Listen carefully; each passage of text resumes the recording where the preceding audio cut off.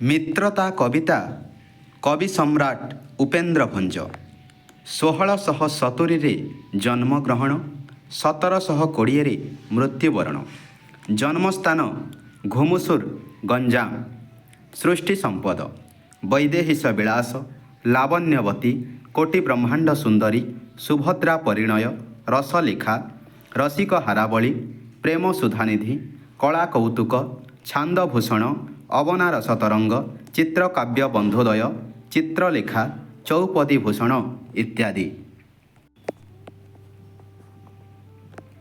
ଉପେନ୍ଦ୍ର ଭଞ୍ଜ କୁଲାଡ଼ଗଡ଼ର ଧନଞ୍ଜୟ ଭଞ୍ଜଙ୍କ ପୌତ୍ର ଓ ନୀଳକଣ୍ଠ ଭଞ୍ଜଙ୍କ ପୁତ୍ର।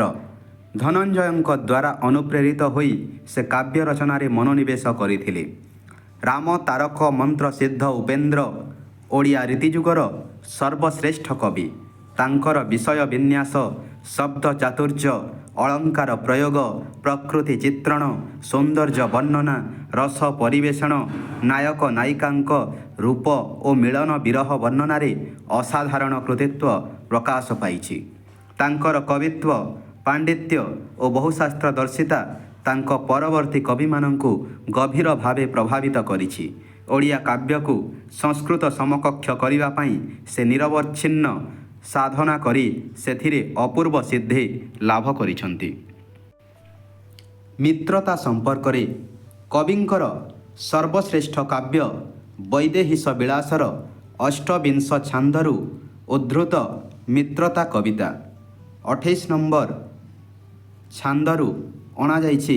ମିତ୍ରତା କବିତା ବୈଦେହୀଶ ବିଳାସ କାବ୍ୟର ରାମାୟଣ ଆଧାରିତ ଏହି କାବ୍ୟର ଏହି ଅଂଶରେ ରାମ ସୁଗ୍ରୀବଙ୍କ ମିତ୍ରତା ବିଷୟରେ ବର୍ଣ୍ଣନା କରାଯାଇଛି।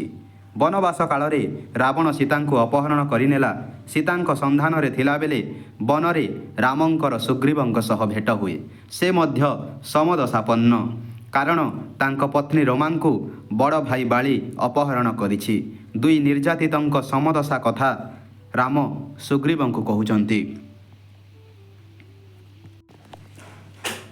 ମିତ୍ରତା କବିତାର ସମ୍ପୂର୍ଣ୍ଣ ବ୍ୟାଖ୍ୟା କବି ଉପେନ୍ଦ୍ର ଭଞ୍ଜ ବୈଦେହୀଶ ବିଳାସ ଅଷ୍ଟବିଂଶ ଛାନ୍ଦରୁ ଉଦ୍ଧୃତ ରାଗ ଚକ୍ରକେଳି ବାଣୀ।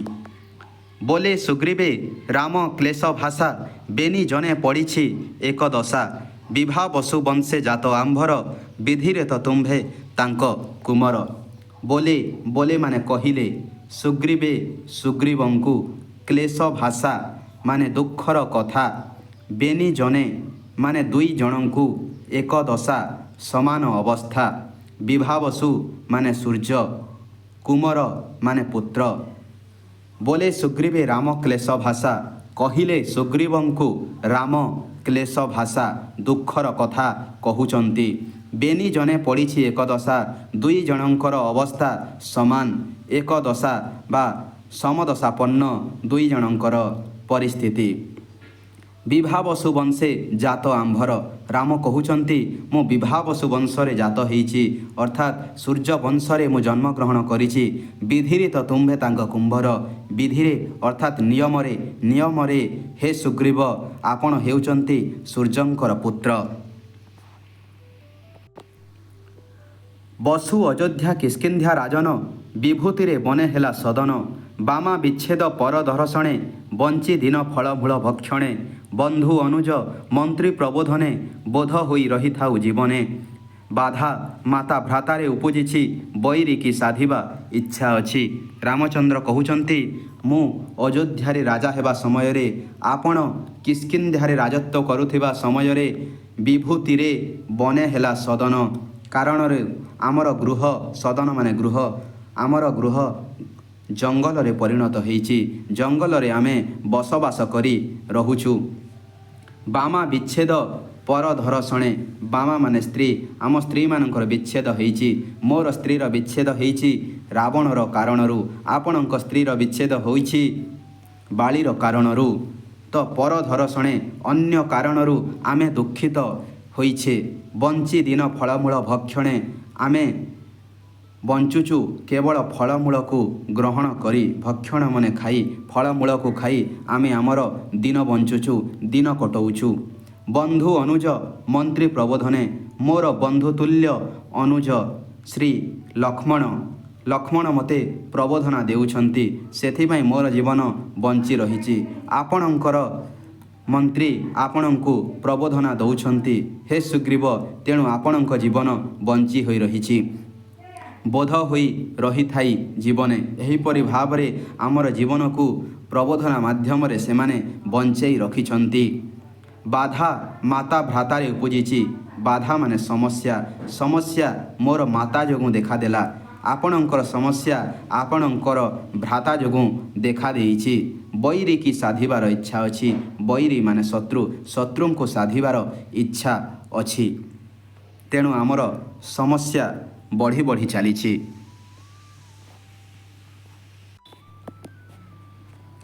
ବ୍ୟବହାରେ ମିତ୍ର ହେବା ଉଚିତ ବୋଲେ ସୁଗ୍ରୀବ ଶୁଣ ରଘୁଷିତ। ବୁଲ ଧରଣୀ ନିର୍ଭୟରେ ତୁମ୍ଭେ, ବାଳି ଡରେ ଗିରିରେ ଲୁଚୁ ଆମ୍ଭେ। ବଳବନ୍ତ ହେଲେ ଯଥା କେଶରୀ, ବଧେ ଗଜାଦି ସରଭକୁ ଡରି। ବିହି ପାରିବି କେଉଁ ଉପକାର, ବୋଲେ ମିତ୍ର ହେବା ତୁମ୍ଭ ଆମ୍ଭର। ରାମ ସୁଗ୍ରୀବଙ୍କ ଉପରେ ମିତ୍ରତା କରିବାର ପ୍ରସ୍ତାବ ଦେଉଛନ୍ତି। ବ୍ୟବହାରେ ମିତ୍ର ହେବା ଉଚିତ ବୋଲେ ସୁଗ୍ରୀବ ଶୁଣ ରଘୁଷିତ। ତାପରେ କହିଲେ ସୁଗ୍ରୀବ ଶୁଣ ରଘୁଷିତ, ରାମଚନ୍ଦ୍ର ଶୁଣନ୍ତୁ। ବୁଲ ଧରଣୀ ନିର୍ଭୟରେ ତୁମ୍ଭେ ଯେତେବେଳେ ଧରଣୀ ଅର୍ଥାତ୍ ପୃଥିବୀରେ ବୁଲୁଛ, ନିର୍ଭୟରେ ବୁଲୁଛ, କିନ୍ତୁ ମୁଁ ନିର୍ଭୟରେ ବୁଲି ପାରୁନାହିଁ। ବାଳି ଡରରେ ଗିରିରେ ଲୁଚୁ ଆମ୍ଭେ। ମୁଁ ବାଳିକୁ ଡରୁଛି, ଆଉ ବାଳିର ଡରରେ ଭୟରେ ମୁଁ ପର୍ବତରେ ଲୁଚି କରି ରହୁଛି। ବଳବନ୍ତ ହେଲେ ଯଥା କେଶରୀ, ବଧେ ଗଜାଦି ସରଭକୁ ଡରି। ବଳବନ୍ତ ମାନେ ଶକ୍ତିଶାଳୀ, କେଶରୀ ମାନେ ସିଂହ ଜଙ୍ଗଲର ରାଜା, ଯିଏକି ଶକ୍ତିଶାଳୀ ହୋଇଥାଏ, ତଥାପି ସେ ସରଭକୁ ଡରିଥାଏ। ସିଂହ ହାତୀକୁ ମଧ୍ୟ, ହାତୀ ଆଦି ଅନ୍ୟ ଜନ୍ତୁକୁ ବଧ କରିପାରେ, ମାରିପାରେ, କିନ୍ତୁ ସରଭକୁ ଡରିଥାଏ। ସରଭ କହିଲେ ଅଷ୍ଟପାଦ ବିଶିଷ୍ଟ ଏକ ମୃଗ, ଯିଏକି ସିଂହକୁ ମଧ୍ୟ ମାରିପାରେ। ଏଠାରେ ସୁଗ୍ରୀବ ନିଜକୁ କେଶରୀ ସହିତ ତୁଳନା କରୁଛନ୍ତି, ଆଉ ସରଭକୁ ବାଳି ସହିତ ତୁଳନା କରୁଛନ୍ତି। ବିହି ପାରିବି କେଉଁ ଉପକାର, ବୋଲେ ମିତ୍ର ହେବା ତୁମ୍ଭ ଆମ୍ଭର। ସୁଗ୍ରୀବ କହୁଛନ୍ତି ବିହି ପାରିବି, କରିପାରିବି କେଉଁ ଉପକାର, ମୁଁ ଆପଣଙ୍କର କେଉଁ ଉପକାର କରିବି ଯେ ଆମ୍ଭେ ଦୁହେଁ ମିତ୍ରତା ସ୍ଥାପନ କରିବା, ଆପଣ କୁହନ୍ତୁ। ବୋଲେ ରଘୁବୀର ଶୁଣି ଉତ୍ସୁକେ, ବିନ୍ଧି ପକାଇବି ବାଳି ବାଣକେ। ବ୍ରହ୍ମ ଲୋକେ ଥିଲେ ସୀତା ଖୋଜାଇ, ବାଦ ରଚନେ ଆଣିବି ସେ କହି। ବୀର ଏ କପି ମୋର ସଙ୍ଗେ ଅଛି, ବାଳ ଭାନୁ ଜନ୍ମୁ ଡେଇଁ ଧରିଛି। ବୋଲା ବୋଲି ସେ ହୋଇ ଏତେ ମାତ୍ର, ବହ୍ନି ସାକ୍ଷୀ କରାଇ ହେଲେ ମିତ୍ର। ବୋଲେ ରଘୁବୀର ରାମଚନ୍ଦ୍ର ଉତ୍ସୁକରେ କହିଛନ୍ତି, ବିନ୍ଧି ପକାଇବି ବାଳି ବାଣକେ, ବାଳିକୁ ମୁଁ ମୋର ଧନୁର ତୀରରେ ମାରି ପକାଇବି। ଏହା ଯେତେବେଳେ ଶୁଣିଛନ୍ତି ସୁଗ୍ରୀବ କହୁଛନ୍ତି, ବ୍ରହ୍ମ ଲୋକରେ ସୀତା ଥିଲେ ମଧ୍ୟ ତାକୁ ଖୋଜି ଆଣିବି ଏବଂ ଆପଣଙ୍କ ସାମ୍ନାରେ ପ୍ରକଟ କରିବି, ସୁଗ୍ରୀବ କହୁଛନ୍ତି। ଏବଂ ନିଜର ଏକ ବୀର ମର୍କଟ କଥା ମଧ୍ୟ ସେ ପ୍ରକାଶ କରୁଛନ୍ତି। ବୀର ଏ କପି ମୋର ସଙ୍ଗେ ଅଛି, ବାଳ ବାନୁ ଜନ୍ମୁ ଡେଇଁ ଧରିଛି। ବୀର ଏ କପି ହନୁମାନ କଥା ପ୍ରକାଶ କରୁଛନ୍ତି। ହନୁମାନ ମୋର ସଙ୍ଗରେ ଅଛି, ଯିଏକି ବାଳ ଭାନୁ ଅର୍ଥାତ୍ ଉଦୟକାଳୀନ ସୂର୍ଯ୍ୟକୁ ଜନ୍ମ ସମୟରୁ ହିଁ ଡେଇଁ ଧରି ପକାଇଥିଲା। ବୋଲା ବୋଲି ସେ ହୋଇ ଏତେ ମାତ୍ର, ବହ୍ନି ସାକ୍ଷୀ କରାଇ ହେଲେ ମିତ୍ର। ଏମିତି ଭାବରେ ବୋଲାବୋଲି ହୋଇ କଥାବାର୍ତ୍ତା ହୋଇ ବହ୍ନିକୁ ସାକ୍ଷୀ ରଖି, ବହ୍ନି ମାନେ ଅଗ୍ନିକୁ ସାକ୍ଷୀ ରଖି ମିତ୍ରତା ସ୍ଥାପନ କରିଛନ୍ତି ସୁଗ୍ରୀବ ଏବଂ ରାମଚନ୍ଦ୍ର। ବୋଲୁ ଶତ୍ରୁକୁ ଦେଖାଅ ରାଘବ, ବୋଲୁଅଛି ସବିନୟେ ସୁଗ୍ରୀବ। ରାମଚନ୍ଦ୍ର ରାଘବ କହୁଛନ୍ତି, ତୁମର ଶତ୍ରୁକୁ ଦେଖାଅ, ମୁଁ ତାକୁ ମାରିଦେବି। ଏଥିପାଇଁ ସୁଗ୍ରୀବ ସବିନୟ ଭାବରେ କହୁଛନ୍ତି। ବଧିବାକୁ ଇଚ୍ଛା ଯେବେ ବାଳିକି, ବଳକଷ ଦୁଦୁମ୍ଭି ଅସ୍ତି ଟେକି। ବିଜେ ରାମ ଶୁଣି ସେ ସନ୍ନିଧିର, ବୃଦ୍ଧାଙ୍ଗୁଳି କି ବାମ ଚରଣର। ବିନ୍ୟସ୍ତ ଯେ କଲେ ଅସ୍ତି ଗିରିରେ, ବନ ରୁହେ କରିକର ପରୀରେ। ସୁଗ୍ରୀବ କହୁଛନ୍ତି ରାମଚନ୍ଦ୍ରଙ୍କୁ, ଯେତେବେଳେ ବାଳିକୁ ବଧିବାକୁ ଇଚ୍ଛା କରିଛ, ତେବେ ବଳ କଷ ମାନେ ବଳ ଦେଖାଅ। ଦୁଦୁମ୍ଭି ଅସ୍ଥି ଟେକି ଦୁଦୁମ୍ଭି ରାକ୍ଷସର ଅସ୍ଥିକୁ ଉତ୍ତୋଳନ କରି ନିଜର ଶକ୍ତି ଏବଂ ସାମର୍ଥ୍ୟର ପରିଚୟ ପ୍ରଦାନ କରନ୍ତୁ। ଦୁଦୁମ୍ଭି ରାକ୍ଷସ କିଏ ତାହା ଆମେ ଜାଣିନେବା। ଦୁଦୁମ୍ଭି ପୁରାଣ ବର୍ଣ୍ଣିତ ଅସୁର ଯେ ବାଳିକୁ ଯୁଦ୍ଧ ପାଇଁ ଆହ୍ୱାନ କରି ବାଳି ଭୟରେ ପାତାଳକୁ ପଳାଇଥିଲା। ବାଳି ତାକୁ ଅନୁସରଣ କରି ପାତାଳପୁରରେ ଦୁଦୁମ୍ଭିକୁ ବଧ କରିଥିଲା। ବିଜେ ରାମ ଶୁଣି ସେ ସନ୍ନିଧିର ବୃଦ୍ଧାଙ୍ଗୁଳିକି ବାମ ଚରଣର। ବିଜେ କଲେ ରାମ ସନ୍ନିଧିର ଅର୍ଥାତ୍ ନିକଟର ସେହି ଦୁଦୁମ୍ଭି ଅସ୍ଥିର ନିକଟକୁ ଯାଇଛନ୍ତି ଏବଂ ନିଜ ବାମ ଚରଣର ବୃଦ୍ଧାଙ୍ଗୁଳିରେ ତାକୁ ଫିଙ୍ଗି ଦେଇଛନ୍ତି। ବିନ୍ୟସ୍ତ ଯେ କଲେ ଅସ୍ଥି ଗିରିରେ ବନ ରୁହେ କରିକର ପରୀରେ। ବିନ୍ୟସ୍ତ ଯେ କଲେ ଅର୍ଥାତ୍ ଫିଙ୍ଗିଦେଲେ ତାର ଅସ୍ଥିକୁ ଗିରିରେ ପର୍ବତରେ ଫିଙ୍ଗିଦେଲେ। ବନ ରୁହେ କରିକର ପରୀରେ। ବନ ରୁହେ ମାନେ ପଦ୍ମ, କରିକର ମାନେ ହାତୀ ଶୁଣ୍ଢ, ପରୀରେ ମାନେ ତୁଳନୀୟ। ଯେମିତି ହାତୀ ତାର ଶୁଣ୍ଢ ଦ୍ୱାରା ପଦ୍ମକୁ ଅତି ସହଜରେ ଫିଙ୍ଗି ଦେଇପାରେ, ସେହିଭଳିଆ ରାମଚନ୍ଦ୍ର ଦୁଦୁମ୍ଭିର ଅସ୍ଥିକୁ ଅତି ସହଜରେ ଗିରିରେ ଫିଙ୍ଗିଦେଲେ। ବେଗେ ତୋଳିଲେ କଳି ସେ ଯେମନ୍ତ, ବିହାୟ ସେ ଫିଙ୍ଗିଦେଲେ ତେମନ୍ତ। ବଢ଼େ ଶୁଭନ୍ତେ ଶବଦ ତହିଁର, ବ୍ୟୋମେ ଦୃଷ୍ଟି କିଷ୍କିନ୍ଧ୍ୟା ବାସୀଙ୍କର। ବିତର୍କିଲେ କି ମଇନାକ ଉଡ଼ି, ବଜ୍ର ଘାଏ ବହୁତ ଦୂରେ ପଡ଼ି। ବେଗରେ ତୋଳିଦେଲେ ସେହି କଳିକୁ, ଦୁଦୁମ୍ଭିର ଅସ୍ଥିକୁ ଯେତେବେଳେ ରାମଚନ୍ଦ୍ର ସେତିକିବେଳେ ବିହାୟ ସେ ଫିଙ୍ଗିଦେଲେ, ଆକାଶରେ ଫିଙ୍ଗିଦେଲେ ସେହି ଦୁଦୁମ୍ଭିର ଅସ୍ଥିକୁ। ବଢ଼େ ଶୁଭନ୍ତେ ଶବଦ ତହିଁର, ଯେତେବେଳେ ନିଜ ବାମଚରଣର ବୃଦ୍ଧାଙ୍ଗୁଳିରେ ଦୁଦୁମ୍ଭିର ଅସ୍ଥିକୁ ଫିଙ୍ଗିଦେଲେ ବଡ଼ ଶବ୍ଦ ଶୁଭାଗଲା। ତହିଁର ପ୍ରଚଣ୍ଡ ଶବ୍ଦ ଶୁଭାଗଲା। ବ୍ୟୋମେ ଦୃଷ୍ଟି କିଷ୍କିନ୍ଧ୍ୟାବାସୀଙ୍କର। ବ୍ୟୋମ ମାନେ ଆକାଶ। ଆକାଶରେ ଦେଖିଲେ କିଷ୍କିନ୍ଧ୍ୟାବାସୀ ମର୍କଟମାନେ। ସେମାନେ ବିତର୍କିଲେ ମାନେ ଭାବିଲେ କି ମୈନାକ ଉଡ଼ି, କି ମୈନାକ ପର୍ବତ ଉଡ଼ିଗଲା କି? ବଜ୍ର ଘାଏ ବହୁତ ଦୂରେ ପଡ଼ି। ବଜ୍ର ଇନ୍ଦ୍ରଙ୍କର ବଜ୍ର ନିକ୍ଷେପ କଲେ କି ଏବଂ ବଜ୍ର ଦ୍ୱାରା ମୈନାକ ପର୍ବତ ଉଡ଼ିଯାଇ ବହୁତ ଦୂରେ ପଡ଼ିଗଲା କି ବୋଲି କିଷ୍କିନ୍ଧ୍ୟାବାସୀ ମର୍କଟମାନେ ଭାବୁଛନ୍ତି। ବିକଳ୍ପତା ଉପୁଜିଲା ସୁଗ୍ରୀବେ, ବଡ଼ ଗରୁଏ ହୋଇଥିଲା ପୂର୍ବେ। ବସା ଆଦି ମାଂସ ଚର୍ମେ ସମ୍ପୂର୍ଣ୍ଣ, ବିନାଶତ ପୁତି ପୋଷେ ସେମାନ। ବିବସ୍ୱାନ କିରଣେ ଶୁଷ୍କ ଭାବ, ବହେ ବାଳି ତେବେ ଏକେ ରାଘବ। ବିକଳ୍ପତା ମାନେ ସନ୍ଦେହ ଦେଖାଗଲା ସୁଗ୍ରୀବଙ୍କ ମନରେ। ବିକଳ୍ପତା ଉପୁଜିଲା ସୁଗ୍ରୀବେ, ବଡ଼ ଗରୁ ଏ ହୋଇଥିଲା ପୂର୍ବେ। ଗରୁ ମାନେ ଓଜନିଆ, ବଡ଼ ଓଜନିଆ ହୋଇଥିଲା ଏହା ପୂର୍ବ କାଳରେ। କାରଣ ପୂର୍ବ କାଳରେ ବସା ମାନେ ଚର୍ମ ଆଦି, ମାଂସ ଚର୍ମ ସବୁ କିଛି ଥିଲା। ତ ବସା ମାନେ ଚର୍ବି ଆଦି ମାଂସ ଚର୍ମ ସମ୍ପୂର୍ଣ୍ଣ ଭାବରେ ଥିଲା, ତେଣୁ ତାହା ଓଜନିଆ ଥିଲା। କିନ୍ତୁ ବର୍ତ୍ତମାନ ବସା ନାହିଁ, ଚର୍ବି ନାହିଁ, ମାଂସ ଚର୍ମ କିଛି ବି ତ ନାହିଁ, ସବୁ ବିନାଶ ହୋଇଯାଇଛି।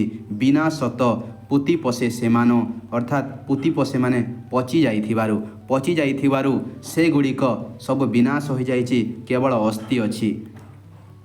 ଅସ୍ଥିକୁ ଫିଙ୍ଗିଦେବା, ହାଲକା ଜିନିଷକୁ ଫିଙ୍ଗିଦେବା ଏତେ କଠିନ କାମ ନୁହେଁ ବୋଲି ସୁଗ୍ରୀବ ଚିନ୍ତା କଲେ। ପୁଣି ସେ ଚିନ୍ତା କରୁଛନ୍ତି, ବିବସ୍ୱାନ କିରଣେ ଶୁଷ୍କ ଭାବ, ବହେ ବାଳି ତେବେ ଏକେ ରାଘବ। ବିବସ୍ୱାନ ମାନେ ସୂର୍ଯ୍ୟଙ୍କ କିରଣରେ ସେହି ଅସ୍ଥି ମଧ୍ୟ ଶୁଖିଯାଇଛି। ତେଣୁ ହାଲକା ହୋଇଯାଇଥିବା ଅସ୍ଥିକୁ ଫିଙ୍ଗିଦେବାଟା ଏତେ କଠିନ କାମ ନୁହେଁ। ବହେ ବାଳି ତେବେ ଏକେ ରାଘବ। ବାଳି ମଧ୍ୟ ଏହାକୁ ଫିଙ୍ଗି ଦେଇପାରିଥାନ୍ତା। ଏକା ରାଘବ ଏ କାମ କଲେ ଏହା ରାମଙ୍କ ପାଇଁ ପ୍ରଶଂସନୀୟ ନୁହେଁ, ଏହା ସୁଗ୍ରୀବ ଚିନ୍ତା କରିଛନ୍ତି। ବୋଲେ କଥା ଏକ ଆହୁରି, ବଜ୍ରୁ ଆଣ୍ଟ ସପ୍ତଶାଳା ମାଧୁରୀ। ବାଳି ଜାନ୍ତେ ଭାରାମଣୁ ବସୁଧା, ବଳ ଅଧେ ରଖିଛି ତହିଁ ବେଧା। ବହେ ତୁଳପାତ୍ର ରହେ ସମାନେ, ବିଭାଗରେ ଗୁରୁଦ୍ରବ୍ୟ ଯେସନେ। ସୁଗ୍ରୀବ ରାମଚନ୍ଦ୍ରଙ୍କୁ କହୁଛନ୍ତି, ଆଉ ଏକ କଥା ଅଛି। ବଜ୍ରୁ ଆଣ୍ଟ ସପ୍ତଶାଳା ମାଧୁରୀ। ବଜ୍ର ଭଳିଆ କଠିନ, ଆଣ୍ଟ ମାନେ କଠିନ, ବଜ୍ର ଭଳିଆ କଠିନ ବୃକ୍ଷ, ସପ୍ତଶାଳା ବୃକ୍ଷ, ଭାରାମଣୁ ବସୁଧା। ବାଲି ଯେତେବେଳେ ଚାଲୁଥିଲା ସେତିକି ବେଳେ ବାଳିର ଭାରାରେ ମାନେ ଓଜନରେ, ବାଳିର ଓଜନରେ ବସୁଧା ଥରହର ହେଉଥିଲା, ବସୁଧା ହଲି ଯାଉଥିଲା। ତେଣୁ ବେଧା ମାନେ ବ୍ରହ୍ମା କ'ଣ କଲେ? ବଳ ଅଧେ, ବାଲିର ବଳ ଅଧେକୁ ସେହି ସପ୍ତଶାଳା ବୃକ୍ଷରେ ରଖିଦେଇଛନ୍ତି। ଯେମିତି ବହେ ତୁଳପାତ୍ର ରହେ ସମାନେ ବିଭାଗରେ ଗୁରୁଦ୍ରବ୍ୟ ଯେସନେ। ଗୁରୁଦ୍ରବ୍ୟ ଓଜନିଆ ଦ୍ରବ୍ୟକୁ ଯେଉଁଭଳି ଭାବରେ ତୁଳପାତ୍ର ଦ୍ୱାରା ମପା ଯାଇଥାଏ, ସେହିଭଳିଆ ବାଳିର ଓଜନକୁ ମପାଗଲା ଭଳିଆ, ତୁଳପାତ୍ରରେ ମପାଗଲା ଭଳିଆ ତାର ଅଧା ବଳକୁ ନେଇ ସପ୍ତଶାଳା ବୃକ୍ଷରେ ରଖିଦେଇଛନ୍ତି ବ୍ରହ୍ମା। ବିନ୍ଧି ଭେଦି ନ ପାରନ୍ତି ଇନ୍ଦ୍ରାଦି, ବାଣ କରି ପାରିବ ଯେବେ ଛେଦି। ବିରାଧାରୀ ବୋଇଲେ କାହିଁ କାହିଁ, ବଳିମୁଖ ଶ୍ରେଷ୍ଠ ନେଇ ଦେଖାଇ। ଏହି ସପ୍ତଶାଳା ବୃକ୍ଷକୁ କେହି ଭେଦନ କରିପାରନ୍ତି ନାହିଁ। ଇନ୍ଦ୍ର ଆଦି ଦେବତାମାନେ ମଧ୍ୟ ଏହି ସପ୍ତଶାଳା ବୃକ୍ଷକୁ ଭେଦନ କରିପାରନ୍ତି ନାହିଁ। ଆପଣ ଯଦି ଆପଣଙ୍କ ସ୍ୱର ମାଧ୍ୟମରେ ବିନ୍ଧି ପାରିବେ, ସେହି ବୃକ୍ଷକୁ ଭେଦନ କରିପାରିବେ, ତେବେ ମୁଁ ଜାଣିପାରିବି ଯେ ଆପଣ ବାଳିକୁ ମାରିପାରିବେ। ବାଣ କରି ପାରିବ ଯେବେ ଛେଦି, ଗୋଟିଏ ତୀରରେ ଯଦି ସେହି ସପ୍ତଶାଳା ବୃକ୍ଷକୁ ଛେଦନ କରିପାରିବ, ତେବେ ମୁଁ ଆପଣଙ୍କୁ ବିଶ୍ୱାସ କରିବି। ବିରାଧାରୀ ବୋଇଲେ କାହିଁ କାହିଁ, ବଳିମୁଖ ଶ୍ରେଷ୍ଠ ନେଇ ଦେଖାଇ। ବିରାଧାରୀ, ବିରାଧ ରାକ୍ଷସର ଶତ୍ରୁ ଅର୍ଥାତ୍ ଶ୍ରୀରାମଚନ୍ଦ୍ର କହୁଛନ୍ତି, କାହିଁ କାହିଁ ସେହି ସପ୍ତଶାଳା ବୃକ୍ଷ କାହିଁ ମୋତେ ଦେଖେଇ ଦିଅ। ବଳିମୁଖ ଶ୍ରେଷ୍ଠ ଏଠାରେ ସୁଗ୍ରୀବଙ୍କୁ କୁହାଯାଇଛି। ବଳିମୁଖ ଶ୍ରେଷ୍ଠ ସୁଗ୍ରୀବ ତାପରେ ସେହି ସପ୍ତଶାଳା ବୃକ୍ଷ ନିକଟରେ ଯାଇଛନ୍ତି ଏବଂ ରାମଚନ୍ଦ୍ରଙ୍କୁ ସେହି ବୃକ୍ଷ ଦେଖେଇ ଦେଇଛନ୍ତି। ଏହିଠାରେ ଏହି କବିତାର ଶେଷ ହେଉଛି।